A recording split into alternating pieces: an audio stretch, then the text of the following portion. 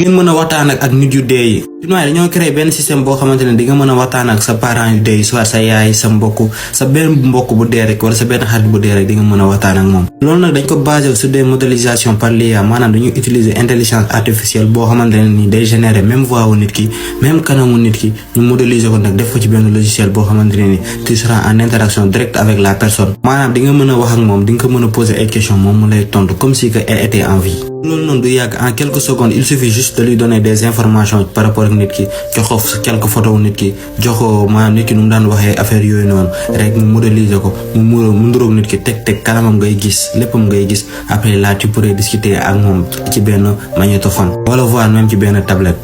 ils disent que nag ñoom des fois dañuy namm seen parents yi wala dañuy namm seen xarit yoo xamante ne décédé nañ moo tax ñu jéem a créer benn intelligence boobu artificielle boobu pour mën a nekk en interaction directe avec eux. jamono baa ngi dox technologie baa ngi gën a avancé xaw ma nag technologie bi fan la ñu nar a mën a yóbbu parce que des inventions fous commencent à être créées petit à petit.